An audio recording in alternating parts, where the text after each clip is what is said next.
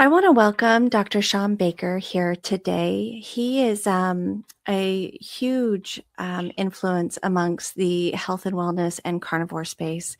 And we're here today to discuss the benefits, the curious questions, and what is best with strength training, working out, fitness, functional movement with those of us over 40.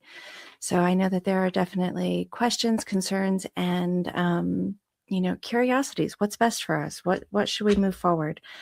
So my first question to you, Dr. Baker, is for advice for those over 40. How often would you suggest any kind of training, any kind of fitness mobility for people who are just starting out and maybe haven't been that athletic prior to their 40s?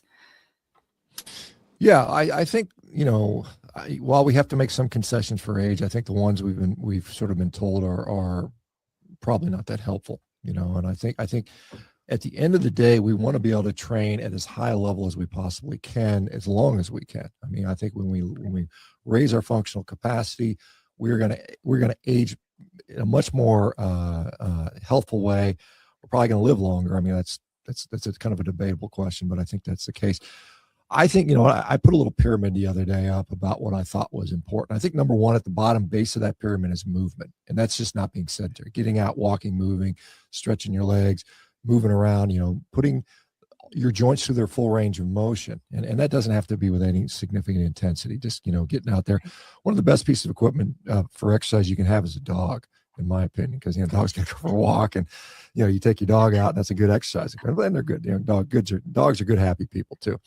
And then after that, I think the next thing really on that list would be strength training. And I think that is something that, you need to sort of introduce that into your life, and obviously, it doesn't have to be deadlifting 500 pounds. Little incremental goals can be there, but it has to be progressive. So we call it progressive resistance. So you gotta progress, because your body will adapt to whatever you're doing, and either good or bad. It'll adapt downward or upward, depending upon what you feed it, exercise wise and nutrition wise. And then after that, I think it becomes important to work on cardiovascular fitness. And then finally, the top of that pyramid is what I call athleticism. That is the ability to, be like a kid again, jump, sprint, throw, move things quickly, move your body quickly in all different directions and positions, change of direction, and all those types of things. And so, again, if you're just a sedentary couch potato that hadn't done anything in your whole life, get up off the couch and start walking. That would be my first suggestion, and just build that in your habit. And that should be daily. Honestly, you should be doing something every day. I mean, we talk about 10,000 steps or whatever, and I think that's actually a pretty good recommendation. That is not going to be enough to get you to where I think you could be. But again, if we look at the benefits of exercise, the biggest gains are going from sedentary to non-sedentary. That's where probably 80% of your gains are going to be. Going from non-sedentary to moving to an elite athlete, you're going to get a little bit more gain, but it's not going to be, that's for some people that like that stuff, like myself. I like going really hard. Right. So yeah, I mean, just get moving. Just get off the couch, get moving. You don't need any special equipment to walk. I mean, other than maybe a dog. Absolutely. I have to say, I think the best, exercise equipment I've ever heard suggested. Yeah. A little you heard it here first, folks. For sure. Right? Yeah, and then like I said, I can go into sort of more details on I had my mom's 82 now. How's she? Yeah, she's 82. Came out for a little visit recently, and she was, it's interesting. In her youth, she was an elite level athlete. I mean, she was like a very high level tennis player. I mean, she was like, if anybody knows tennis, there's USTA rankings. She was a 6.0. Just below pro level. So she was quite, she used to teach tennis and was very active up until maybe, as a kid, I remember she kind of dialed it back in her probably late 30s. And then she just never got back to it, and so you could see her just decaying. And I'm like, that's not good. I mean, that doesn't make sense. So at 82, I got her back on an exercise regime. And it started out with just walking. I had her take the dogs for a walk. I said, Mom, go walk 6 laps around the property with the dogs, which is what I do every morning typically, and had her do that. And then started on just, this is, I think, one of the things that we've kind of had a disservice. there was a period of time, and there still is this sort of thought about low impact, low impact Mm. aerobics and all these low impact activities, which, the thought was, well, it'll protect your joints, and the reality is that your joints need some level of loading and impact. Now, again, if you already have damaged joints, it's going to be harder. But the fact that you're if you guys, I don't know if you guys follow me, so I'm jumping all the time, jumping off big boxes, broad jumps, triple broad jumps, all this stuff, and I'm hitting pretty hard. I'm bouncing pretty hard, Yeah. and I'm turning, I turned 59 in 2 days. So I'm not young, and I weigh a lot, so that's even more stress on the joints. But what's happening is the cartilage is seeing that stress, and it responds by, you know, getting thicker and stronger, basically. And we know that there were studies in the 1990s on German weightlifters, and they found that Mm-hmm. their patella cartilage was thick. It was thicker than Right. anyone else because of the stress that it sees. That stress loading the body responds to. Now, again, you have to do it in a safe fashion so you don't, injure yourself. But your body needs to see that stress. Like, for instance, I used to do a lot of knee replacements on people, right? And so when you look in the back of I put a camera in thousands of people's knees, looking at their knee for arthroscopies, and almost always one of the first places you would see wear of cartilage was way, way in the back of the knee. And this is the area in the back of the knee where deep flexion, like squatting in a really deep position, is where that load would be. And because that area is never loaded, because no one's squatting deep, everybody's sitting in Mm. chairs, no one's doing those deep squats like you Yeah. see those people in Asia sitting in the rice fields, right? Everybody Because in we their don't do that. ergonomic positions. Yeah, since we don't do that, that cartilage says, "Well, I don't need to even be here. Why do what? Mm. I'm not used." So that stuff becomes soft and flaky and crumbles away over time. So we want to again, load the joints in full range of motion. And again, you have to start slow. And again, this is for someone who's 40 who maybe has not yet developed arthritis.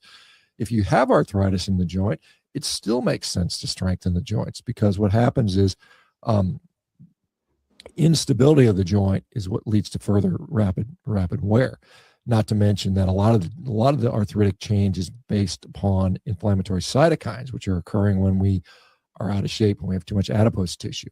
And so, obviously, strength training is going to negate that to some degree. But the other thing is, the stability of the joint is dependent upon the shape of the joint, the bone structure, the ligaments that hold the bones together. And then, of course, the dynamic stability is basically shaped by the muscles and tendons that surround that joint. And by strengthening those things, you better preserve that normal motion. It's like, it's like when your tires are out of balance. What happens to the tires Mm. when they're out of balance? They wear out Yeah. more rapidly. So when your tires are off balance, when your joints are weak and wobbly, it's going to wear out more. So you want to strengthen things. Most definitely. It's funny when you mention that, because I've had some interesting concerns, kind of a like side subject, with my son. When he was 11 years old, he tore every single tendon and ligament in his right knee. He rode motocross professionally for a little bit. He was getting into the pro circuit already, and he took one fall, completely bent his knee section backwards, and every tendon, every ligament torn, gone. Went into surgery the first time, and he actually has, I guess, what they call genetic compartment syndrome. So we almost lost him on the table because his leg swelled within 10 minutes. His calf was bigger than his thigh. Yeah. So they had to stop the surgery. He ended Did they up end up being able doing to have, did they do fasciotomies on him? Did they slice him open for that? Yeah. yeah, in Yeah. order Yeah. to try to stop. Yeah, release swelling. Yeah. And the second time, though, so what was awful is they grafted a hamstring, right, to be able to do a replacement of the one ACL. ACL. Yeah. Yeah. And they had to trash that because obviously when the compartment syndrome thing started happening, they couldn't do the surgery. So now he's from the second surgery that he ended up having. He's missing part of his quad, two of his hamstrings in the same leg. And Mm-hmm. he's like, "Mom, what do I do about this?"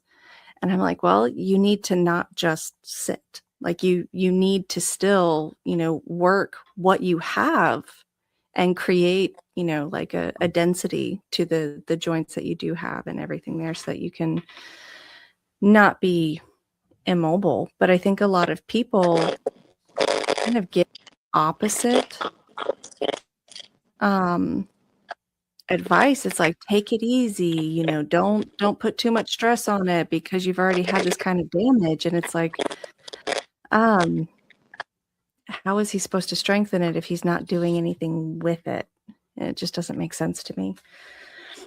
But back on that, you actually touched quite a few questions that I was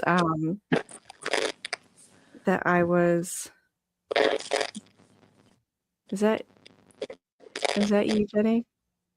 I don't think it's me. I think every time you're speaking, I'm getting that feedback. But that's why I'm like, wait a minute.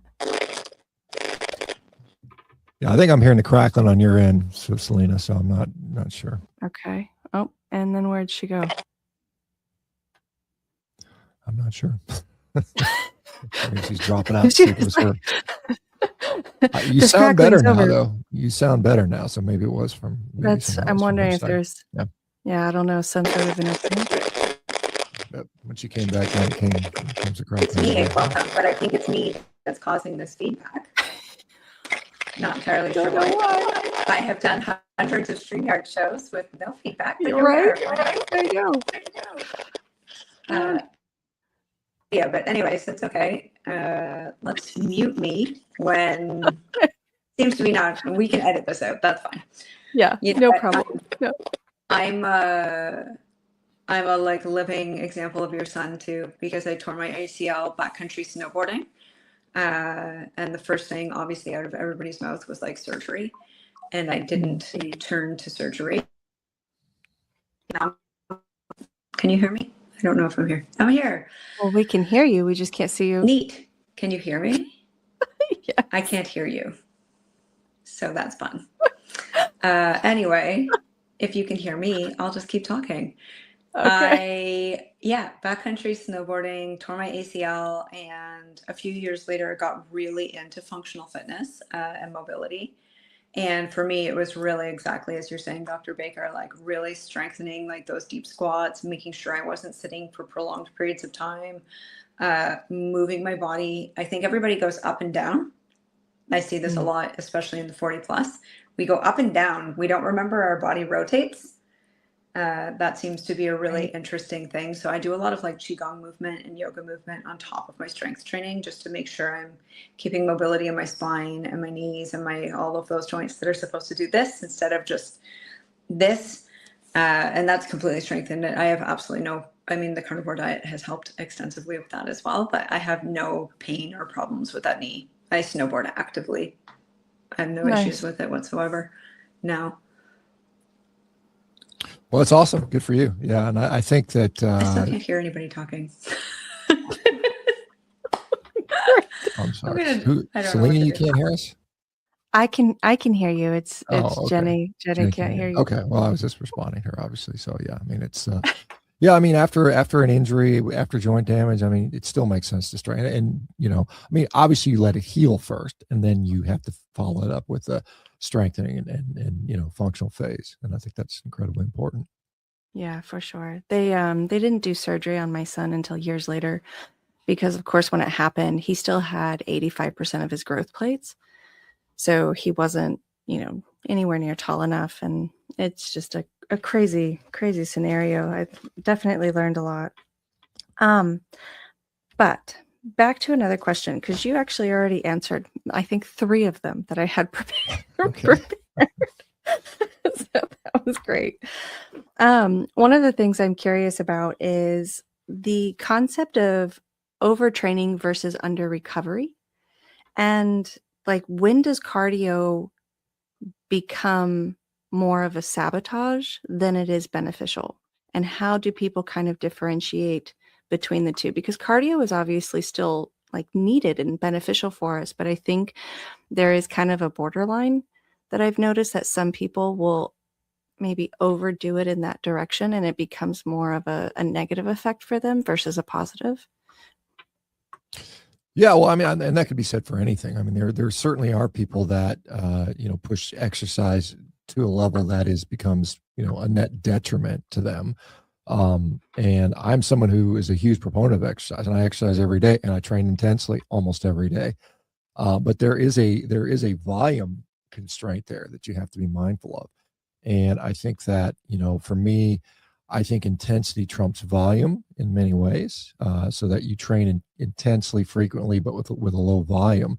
And I think you're going to reap the benefits, the maximum benefits. And then you couple that just with the movement to get the benefits from movement. So rather than going for a slow jog for 2 hours a day, every day, you'd be better served just walking and then maybe hitting a couple sprints a couple times a week. I think that would be a better mix of benefits for most people. Again, unless your goal is to be a competitive marathon runner or something else, middle distance runner, then you're going to have to obviously tailor it that way. But I think for just general health, I think people have come to realize, we went through a period of, I think the 1960s and 70s, it was kind of the jogging craze. And then I think, Arnold Schwarzenegger and the bodybuilding movement started in the 70s, 80s. More people starting to work out. It's interesting, let me just digress here a little bit. I get in this sort of these battles online. Some of these people, they're the chill maxers. They're like, the old people, they just kind of walk around gently and they don't stress their bodies and they live to 100.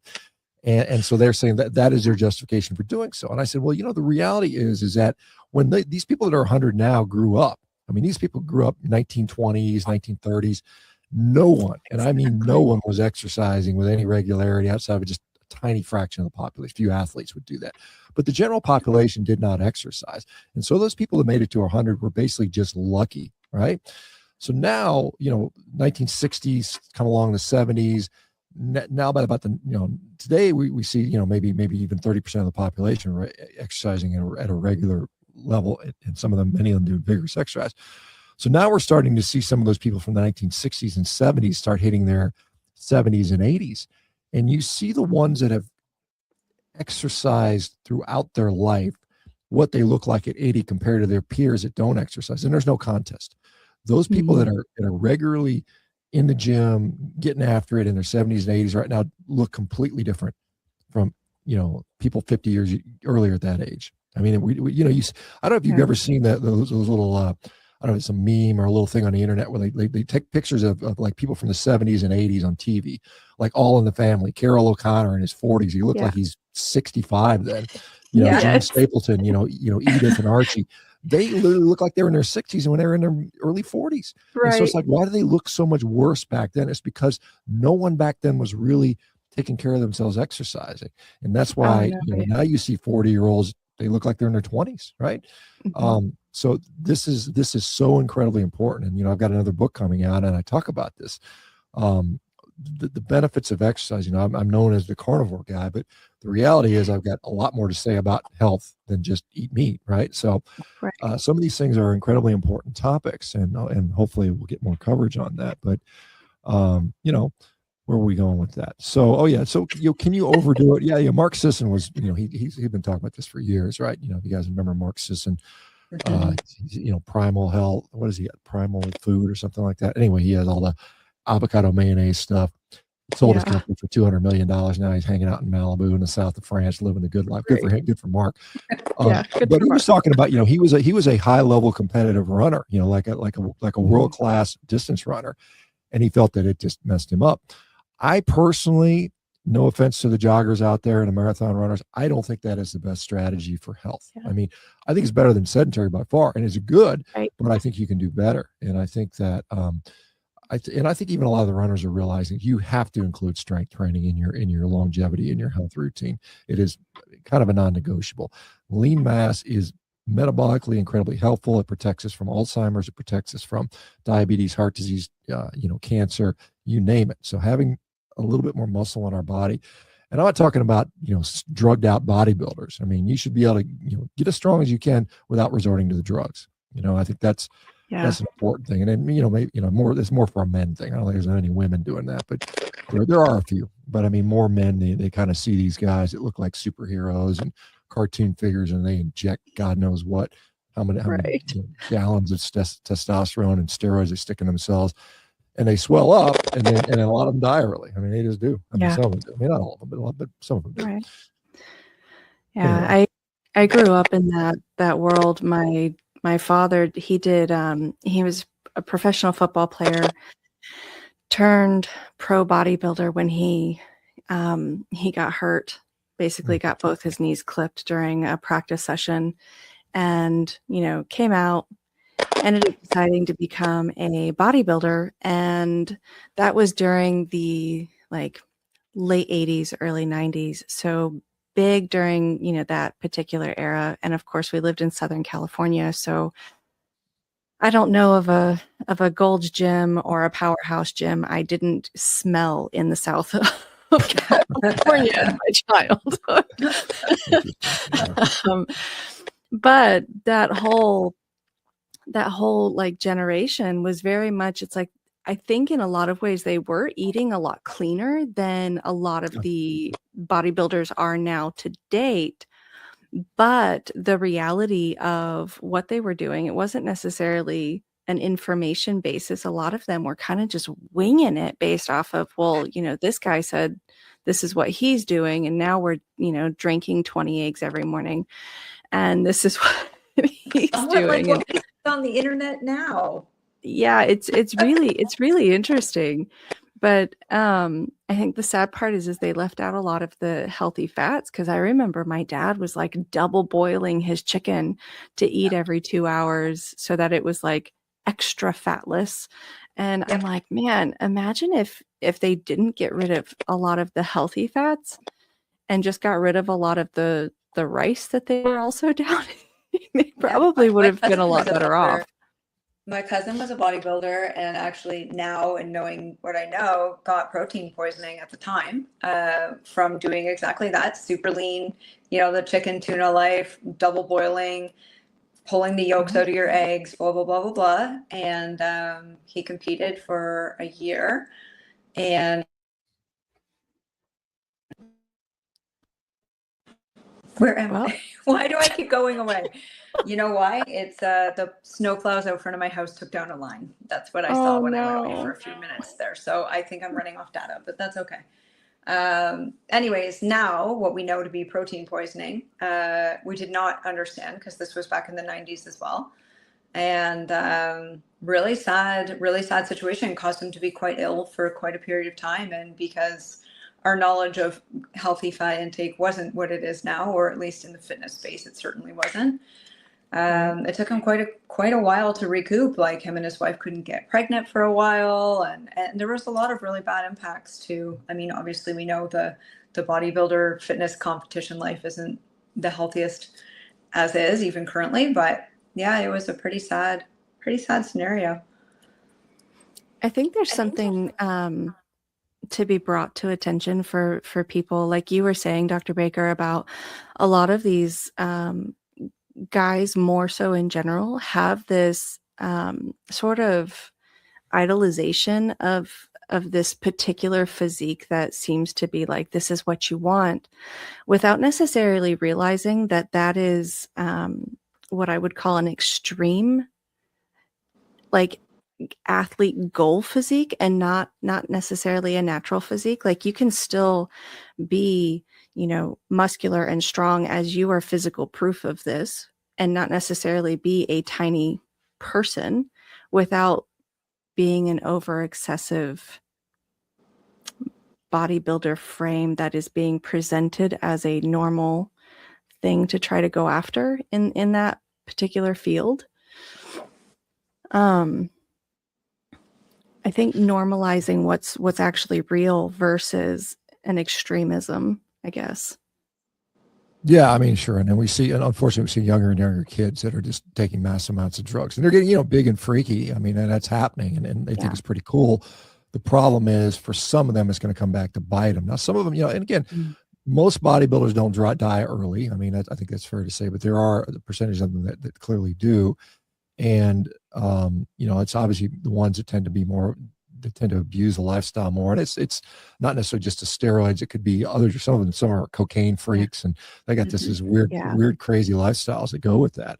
And, I mean, I think that, because I get accused all the time of being on drugs, and I just don't. I Yeah. never have, and it's just, I've just consistently worked out my whole life. I'm not that, you know, obscene looking. I mean, I'm 250 pounds, but I'm 6'5", and so it's like, and I've been Right. training for literally every week for my whole life since I was 13. And I hopefully when I'm 90, I'll still be doing this if I God willing, get there. So yeah, I mean, I think it makes, as I said, I think it makes sense, particularly when you're in your 20s and 30s, to get as strong as you can and as muscular as you can without resorting to drugs, and then you can live off that the rest of your life. And it's a lot easier to maintain it than it is to get it. I can tell you that. And then and then also do it without getting fat. That's the other thing, because you can get really strong, but you get fat too. So you got to make sure you don't get, you put on a little bit of body fat, but you don't want to get this really ridiculous amount. Kind of what I did. I unfortunately did a little of that. I got it to 305 pounds at one point, and was just clearly too much body fat. But again, at 6'5", I could carry it, pretty easily. Yeah, it's something that I think that the problem is, in this day and age where we're competing with everybody else on the internet for clicks and attention, and now you're competing with AI. So rather than just, instead of just injecting yourself with a little drug, just make an AI caricature of yourself and just, you put that up there. And so I think we're going to see, we're entering a very strange age. We're clearly for sure. Entering this very strange time to be alive and a human. And I think this stuff is going to, unfortunately, I think some of the AI is going to, you can't trust anything anymore. You can't trust what you see. Anything you see online on your phone, even on your phone call, you get AI, fake people faking, pretending they're your loved ones, asking you for help and money. So you can't believe anything anymore. And I think that's going to have an impact, a profound negative impact on many, many people, unfortunately. This is something, sure, particularly those people that are already mentally frail from their crappy diets, I'm sure you guys are aware the new dietary guidelines came out today. Yes. Was it today? Yesterday?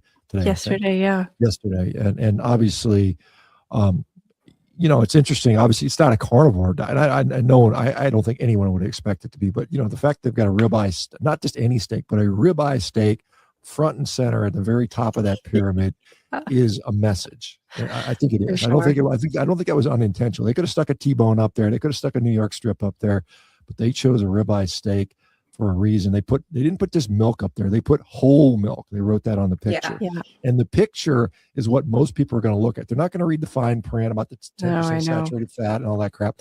They're going to look at that picture and say, okay, this is what my food should look like. And they're going to see eggs. They're going to see ribeye steak. They're going to see whole milk. They're going to see cheese. And they're going to see, the fruits and vegetables and grains have been minimized down there at the bottom. And it isn't that plant-based nonsense that they're pushing in Canada and other places around the world, or what they used to do in the United States. So, we have at least a centering of our dietary problem, or our dietary position in the U.S. for however long it lasts. We'll see what happens. Maybe another HHS secretary will say, "Oh my God, we got to go back to the plant-based flip it garbage." So we'll see how long that lasts. Yeah, I know. There's a lot of controversial discussion about, in the carnivore space specifically, about is this even a win? That's still not blah, blah, blah. I think it's a huge win. I think, anybody thinking they're going to make a carnivore dietary guideline is insane. That's never going to happen. But the fact that, like I said, you've got, number one, they say low carb is an option for people with chronic disease. That's a huge win. The fact that they put a ribeye steak on the front page is a huge win. The fact that they inverted the pyramid, that was intentional. That is a South Park meme that they just, I think Kennedy's did that intentionally. He said, "Hey, man, probably so, upside down," and those were all done by design. And I think the carnivore community, hats off to you guys, by sharing your stories, by being vocal about it on a line, has swayed that. You've made an impact on those dietary guidelines, whether you want to know it or not. But I mean, I guarantee if that community wasn't there, you wouldn't have a ribeye steak on there. You'd have a piece of lean fish, or there's chicken up there, but there would be something, maybe some bottom round, or some, maybe even red meat wouldn't even been on the front page. If you look at the old guy times, the food pyramid, there's no red meat in that picture, I don't think. Yeah, no, I don't think there was either, because it was considered, a danger for your heart health. And it's like, oh, wow. So I have to say, I full-heartedly agree that, this is a huge win for those of us that are in this space, whether it's full carnivore or not, it's like, it's a huge, just psychological wake up call for people that haven't even been willing to consider red meats, whole milks, things that actually have a closer biological need for our bodies versus what's been pushed for the last 60 years. So I had to think. Yeah, I'm pulling up the food pyramid from 1990, and they've got chicken, they've got fish, they've got an egg, and they've got a piece of meat, but it looks like a shank. It looks like a shank, a piece of shank, which is super lean. It's like the leanest cut. So Kennedy throws up the fattiest piece of meat you can get, a ribeye. So good for him. Yeah, I'm not complaining.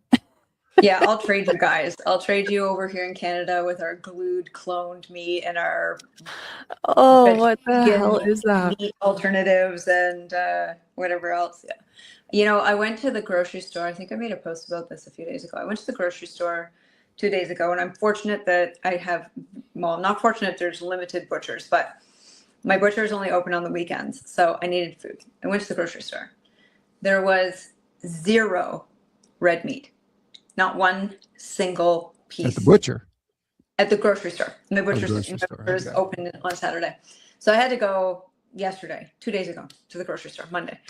And I ended up bringing home like shrimp and chicken because I'm a devout carnivore also. So for me, it has to be what it is. But I could not find nothing, not a single piece of red meat at this massive store, which is a local store, and they do generally bring in products from local farmers and whatever. So I tend towards it because it's not mass produced foods. But yeah, no lamb, no bison, no. We even have horse here because I live in Quebec. Nothing, none, 0. And I thought, what is the agenda around that? It's not the first time it has happened to me. It is. There was a time I had 4 stores before I found a steak. And I live in a city. I don't live in a small town. Like, I live in a very large city. So you have to think about that, right? And you think about it surrounding, like, okay, America the next day released this new food guide. What do we do? But yeah, I think I agree with you guys. I dug in with somebody yesterday on the food guide who was really hating on it. And I said, look, if we could get 60% of people to follow the new food guide America put out, people would be so much better. Like, these are people who are living off of Fruitopia and chips.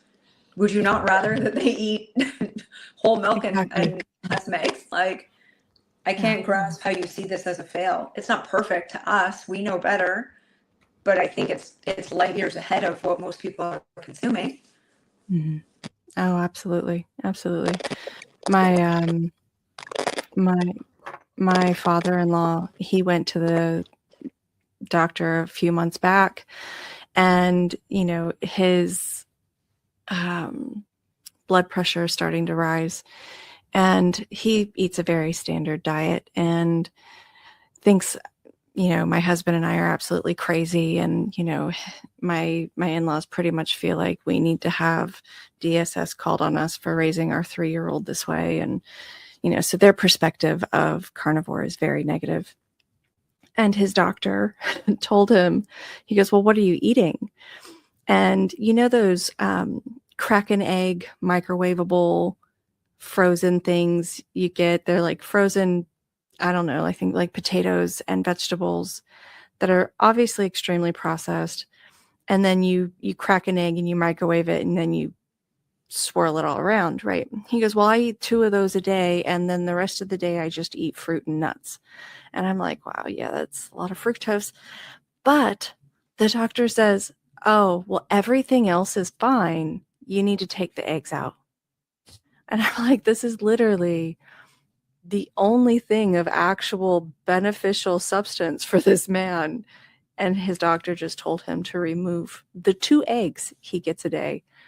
And I could hardly stand it. When I told him, I said, well, 2 months later now, I said, well, has this gotten any better? Have you seen an improvement in the whole reason why you were there? I said, no, they had to up my meds. Like, does this not seem like the most asinine perspective? from just a logical thinking place of here you've done the very thing he asked you to, which is remove these 2 eggs, and in the 2-month period of time you've now had to increase your medication. Obviously it's not working. That's not the problem.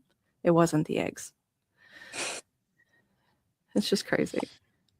It is. Yeah, I see it all the time, with our Rivero patients. You hear the stories of what they went through before, and then they get to us, and we basically put them on a decent diet. We monitor them, we look at their labs, and we generally see significant improvements to the point where many of them are coming off most or all of their medications. And so that's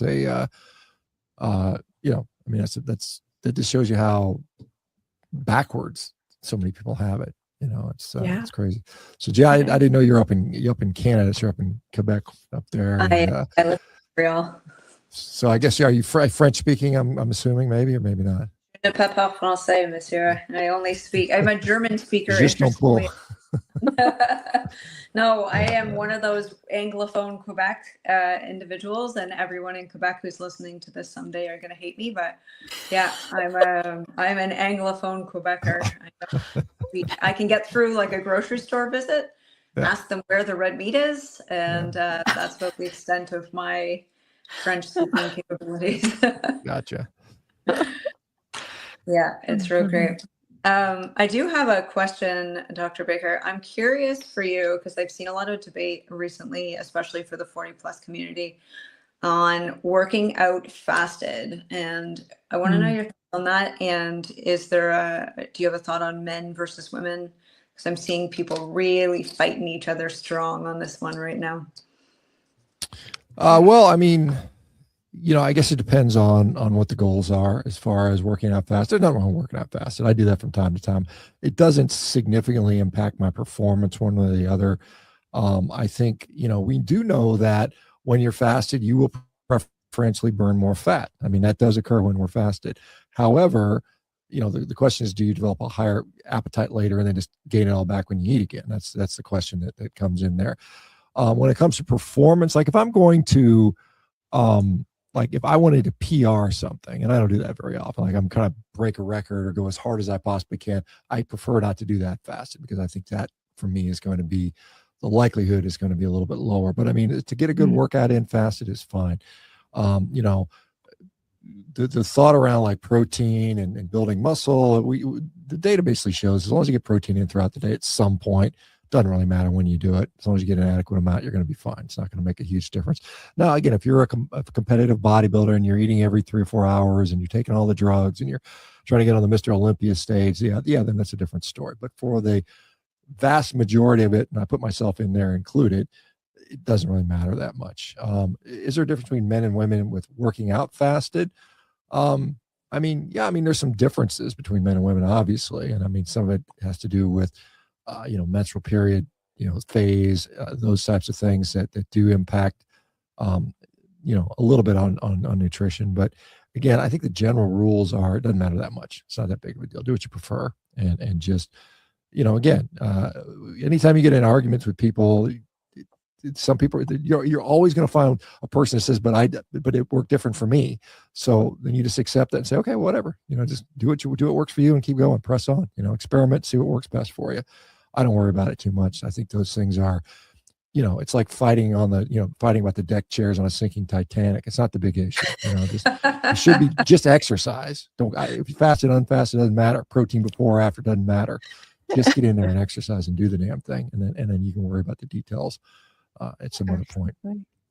I do have the best internet advice of all time, period, hands down. If it works for you, awesome. If it doesn't, cool. No problem. And get a dog. Get a dog. That's a good one. Don't put the deck chairs on a sinking Titanic. Right. So I do have a question for you in your personal regime, routines, protocol, whatever you want to call it or look at it for yourself, and at the athleticism level that you are at, what are your absolute non-negotiable training What well, do I you mean, train and it's non-negotiable? I guess that's my question. gosh, I mean, again, I have very specific goals tailored towards me. I have a very specific background going into that. That is to say, I've Right. been lifting and training and build a strength base over a period of 40 plus years. And so I have some things that are just there that I don't have to work on, So like I said, I don't really need to be much stronger. I'm strong as I'll ever need to be. Probably I can maintain it. So my strength work at this point at, nearly 60 is consistent. It's regular, but it's not to the degree that I would have done in my 20s and 30s or 40s even. Right. I personally, at this stage of my life, again, top of that period is athleticism, and under that base is strength. You definitely need to be strong to be athletic.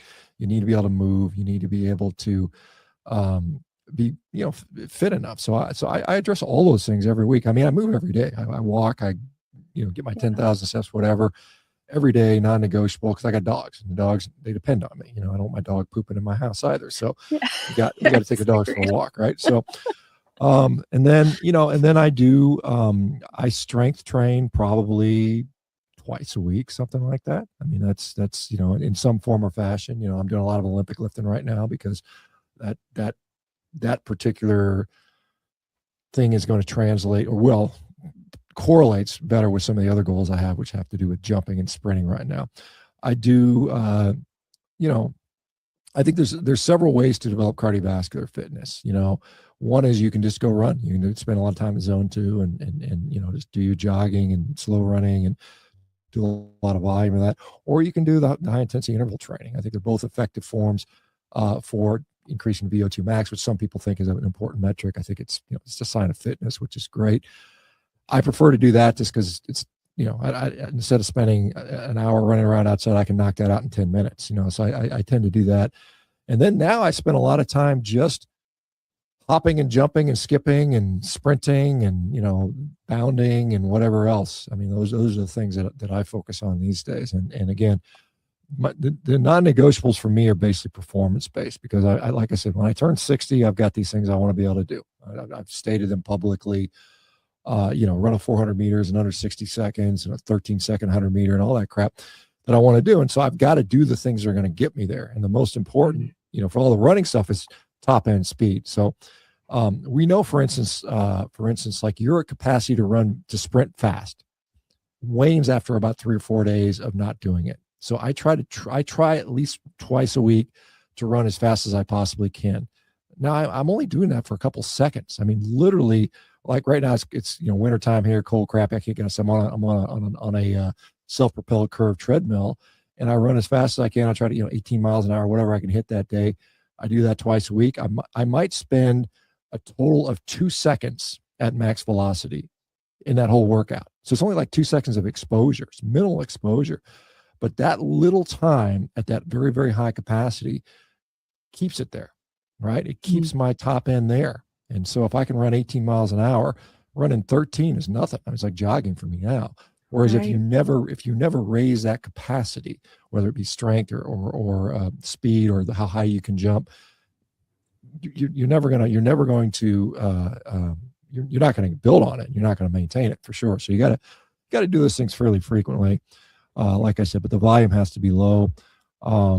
I just from a pride standpoint, I think I just need to be able to deadlift 500 pounds. I think that's a reasonable number. And I've been able to do that since I was, the first time I ever deadlifted in my life, I was 19. I think I pulled 445. And so I was probably deadlifting 500 by the time I was 20. So from 20 to almost 60, I've always been able to do that. And I at some age, I don't know what it's going to be. I won't be able to do that, but hopefully it won't be for a long time yet. So I have some things, and I haven't deadlifted in about 3 or 4 months since I've been doing all these Olympic lifting. So I got to get back and do that, maybe touch on it. The other thing, like strength, is something that it takes about 2 weeks for you to lose that. So as long as you're hitting something heavy every couple of weeks, you're probably going to preserve most of that strength. And there's some other things in between there, but like at the very narrow end, it's like sprinting. You start to lose that after about 3 days of not doing it. So once a week, twice a week, once a week minimum, and so it's like 3 to 7 days I've read. So I'd say once a week, run as fast as you possibly can. Now, again, let me put a huge caveat here. don't do that if you've never done it before, because you're going to hurt yourself. You're going to tear a hamstring, you're going to tear an Achilles, you're going to pull your quad, you're going to pull your groin.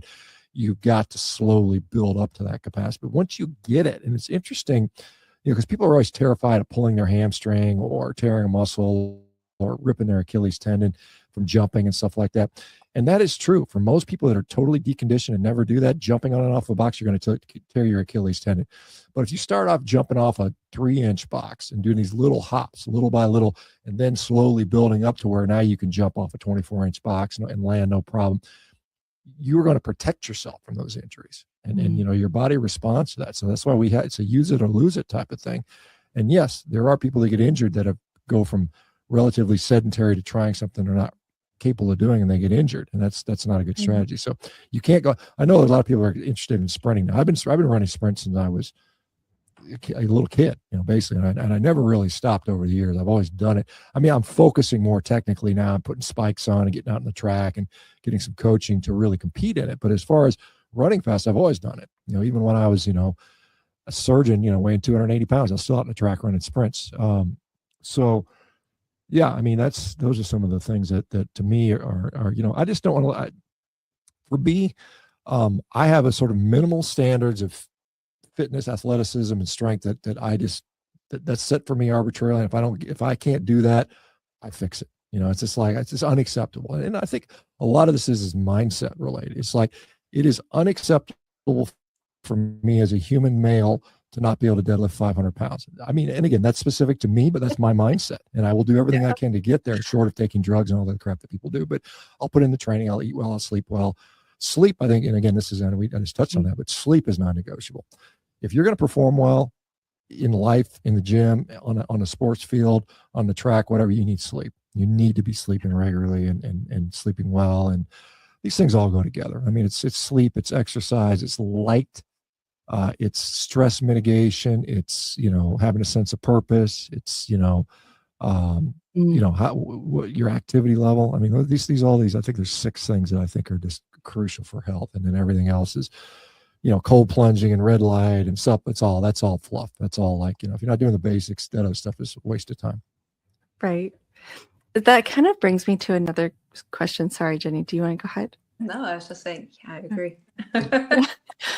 Brings me to another question, and I'm sure you're going to have to go here soon. So I want to kind of get this one.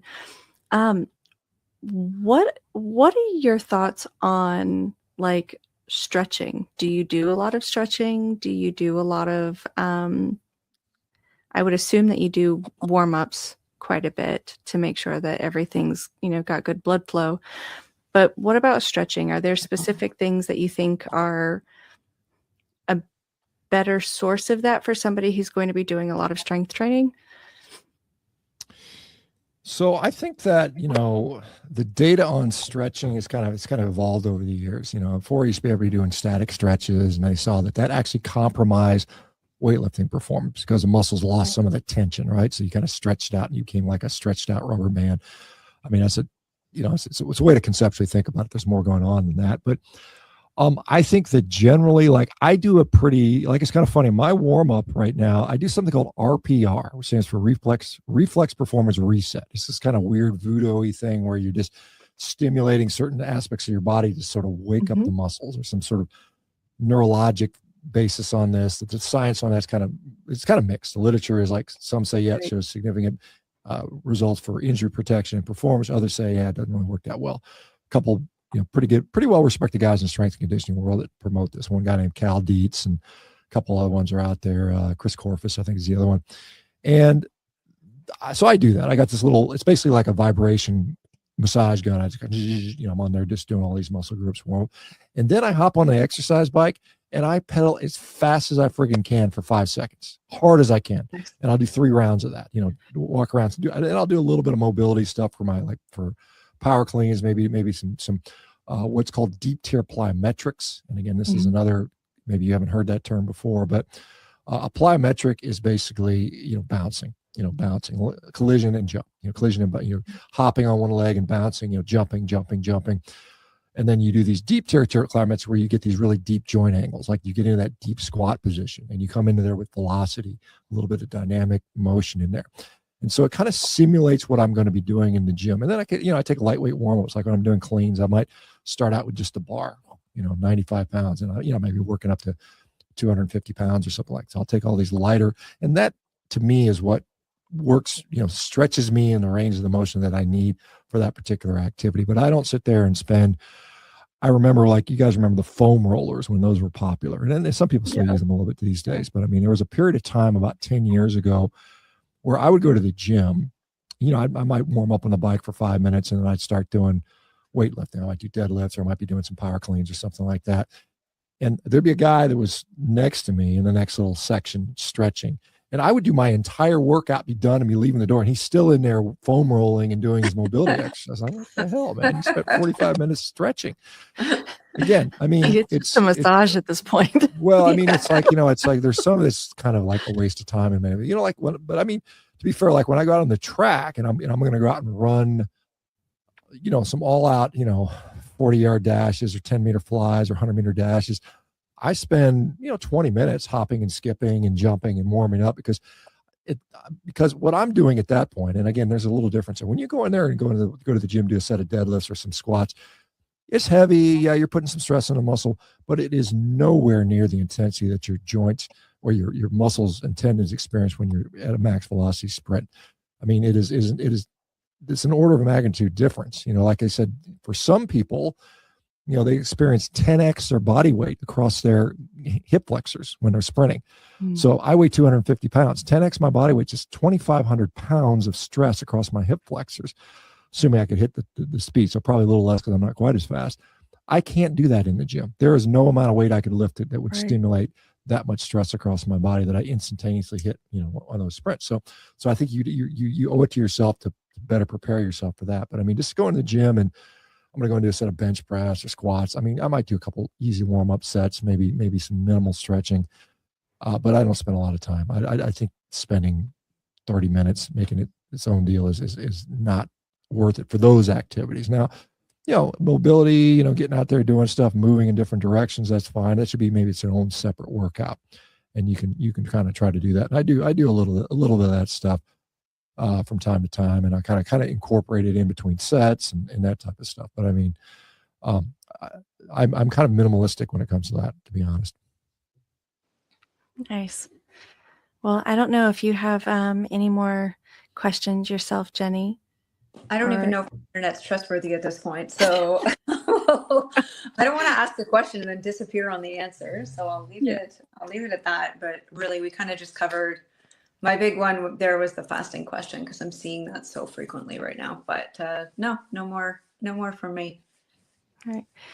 And I think this might be a good place to go ahead and take our stop and our pause. And I want to thank you so much, Dr. Baker, for taking the time and going through this with us, because I think, we're both in the same position where, yes, we are carnivore, but we're also wanting to bring awareness to the broad spectrum of health and just well-being and making our bodies as optimal as possible. So thank you so much for taking the time. Well, I appreciate it. Thank you. And that's, I think that's a good place to end. I've got a little T-bone steak I'm going to go eat here in just a second. And I'm going to work out a little later today. So thank you y'all for doing this, and keep up the good work yourself. And let me know if I can be of help down the road, and maybe stop by for another visit. Awesome. Sure. That would be wonderful. I don't want to assume that everybody knows where they can find you, but I know that you are on social media as... Yeah, for sure. So social media, well, let me just say for one thing, I'd be remiss not to point out that I'm at Rivero, I meet with our patients every week. So if you want to talk to me as a patient, then come join Rivero, and I'll be happy to at least, discuss what I can with you.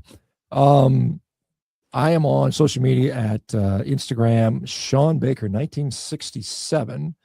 And so January 10th, 1967 will be my 59th birthday. I'm excited about that. Oh, happy birthday. Saturday. So I'm very excited because that means I'm 1 year closer to 60. And once I hit 60, I got all these age group world records that I'm looking at. I'm like, yeah, I can hit those. I can hit that. Right. So that'll be cool. So there, Shawn Baker 1967 on Instagram. I'm on X, or what used to be Twitter, as S Baker MD. And then on YouTube, what are the other ones? Facebook and TikTok, Shawn Baker MD. So Awesome. go there and see the stuff. Wonderful. Thank you so much, Dr. Baker. Thanks, All right, Dr. you guys Baker. have a wonderful. Thank you. Thanks again. Thanks.